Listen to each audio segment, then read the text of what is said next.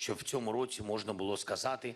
Le président ukrainien espère une paix réelle pour son pays. Il accueillait d'ailleurs aujourd'hui une vingtaine de leaders mondiaux à Kyiv pour le sommet de la sécurité et de la paix en cette journée qui marque le 3e anniversaire du début de la guerre en Ukraine. Parmi les participants, Justin Trudeau et le premier ministre canadien a annoncé que le Canada va fournir 25 véhicules blindés aux troupes ukrainiennes et 5 milliards de dollars d'aide supplémentaire qui proviennent des actifs russes qui ont été saisis.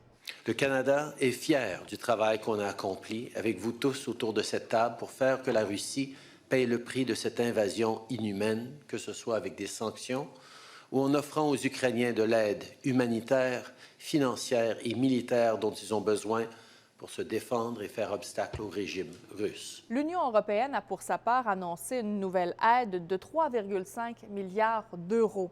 Le Conseil de l'Europe a aussi réaffirmé son soutien entier à l'Ukraine alors que les dirigeants du G7 ont eu une réunion virtuelle. Et pendant ce temps, de l'autre côté de l'océan,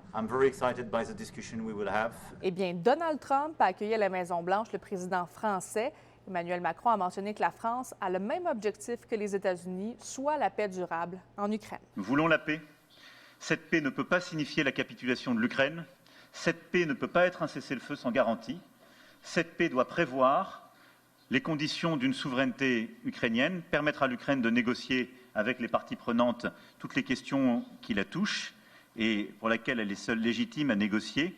Et c'est une paix dans laquelle nous devons prendre nos responsabilités pour maintenir dans la durée sécurité et stabilité pour l'Ukraine et pour toute la région. Et pour nous, Européens, c'est une question existentielle. Et assez surprenant, Donald Trump a précisé qu'il allait rencontrer Volodymyr Zelensky soit cette semaine ou la semaine prochaine pour signer un accord de paix. We're helping Ukraine like nobody's ever helped Ukraine before. And I can say this, if I didn't become president, Ukraine would right now still be at a level where there would be no even thinking about a peace. Une autre rencontre entre les responsables américains et russes doit se tenir également demain à Riyad. Mais est-ce que toutes ces discussions diplomatiques pour faire cesser la guerre en Ukraine vont porter leurs fruits? Alors que le conflit entre officiellement dans sa 4e année, la Russie occupe 20 du territoire ukrainien. Plus de 10 millions de personnes ont dû trouver un refuge dans d'autres régions du pays ou même à l'étranger. Les 3 années de guerre auront été marquées notamment par le massacre dans la ville de Boutcha. Ça se passait en 2022.